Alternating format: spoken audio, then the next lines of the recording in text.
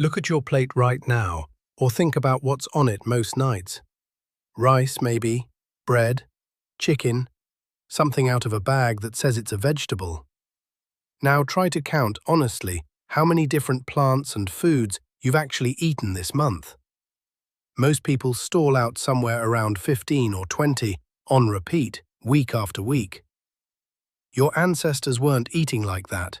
Not close. In a moment, you'll see the actual number anthropologists documented for foraging peoples, and it will make your grocery list look almost embarrassing. But the more unsettling part isn't the number itself. It's what that narrowness in your own diet is quietly costing you, something that only becomes clear once you understand why your ancestors couldn't have eaten the way you do, even if they'd wanted to. And by the end, you'll see why the modern world didn't just shrink your variety. It made the shrinking feel like the responsible choice.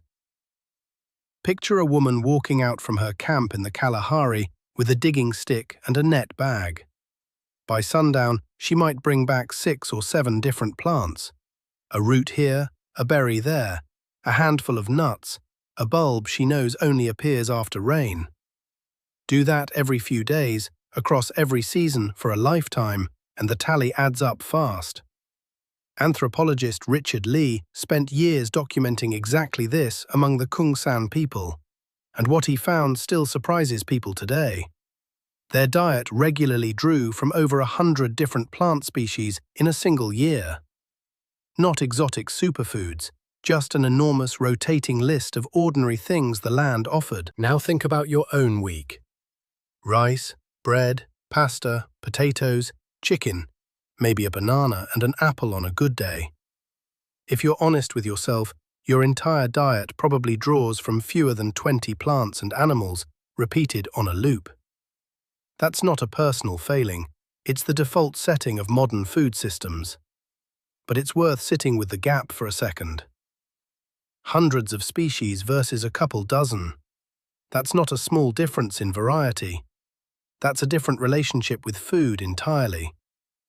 Here's the part that reframes things. For your ancestors, that variety wasn't a lifestyle choice or a wellness trend. It was simply how eating worked. Different plants ripen in different months. Different animals move through different territories. A forager who only ate 3 or 4 foods wouldn't be simple. They'd be one bad season away from starving. Diversity was the insurance policy. It meant that when one food source failed, a dozen others were still there. Monotony, for most of human history, was a warning sign, not a convenience. And that diversity did something quieter too, something easy to miss. Every different plant carries its own mix of compounds. Bitter ones, sour ones, strange fibrous textures no one bothers naming.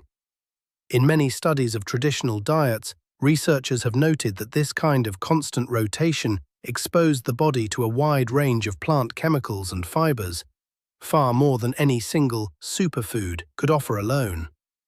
It wasn't about any one ingredient being magic.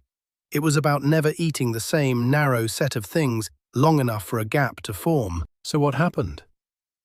Agriculture happened.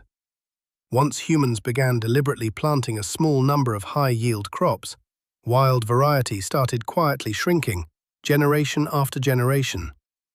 It wasn't a single dramatic decision. No one voted to trade 300 plants for 20. It was thousands of small trade-offs toward whatever grew reliably, stored easily, and fed the most people. Efficient, yes, but efficiency and variety, it turns out, pull in opposite directions. Here's a question worth sitting with for a moment. When was the last time you ate something completely new? Not a new dish, but an actual plant or food you'd never tried before. Not rhetorical. Genuinely ask yourself, and maybe answer it in the comments, because most people, when they actually count, are startled by how long it's been. That gap is worth noticing because it says something about how narrow, normal eating has quietly become. The modern food system didn't just shrink variety. It made monotony feel like the responsible choice. Meal planning, meal prepping, the same 6 recipes on rotation. all of it praised as discipline. But your ancestors would have seen a fixed weekly menu, made from the same short list of ingredients, as fragile, not disciplined. To them, sameness wasn't stability, it was risk, dressed up as routine. This is where the real turn shows up. It's not that your ancestors were somehow more virtuous eaters. It's that their environment made narrowness dangerous, and yours makes it invisible. Supermarkets remove the seasonal pressure that used to force variety on people. You can eat the exact same 12 items year-round without ever noticing a season change outside. The forager's diversity was forced by scarcity. Your monotony is enabled by abundance, which is a strange, almost inverted kind of poverty. None of this means you need to forage in a forest or memorize 100 plant names. But it does mean the discomfort you might feel about your own eating, that vague sense that something's missing even when your calories are covered, isn't imagined. It has a real, documented ancestor behind it. A diet built on constant, forced rotation, not repetition. Monotony was never the historical baseline. It's the anomaly. So the next time your plate looks like it did yesterday, and the day before that, it might be worth asking not, is this healthy enough, but how narrow has this actually become? Your ancestors never had to ask that question. Their environment answered it for them every single season. Yours doesn't. Which means, for the first time in human history, variety has become something you have to choose on purpose. What's one plant you've never tried that you could pick up this week? Drop your answer below. It might surprise you what you find.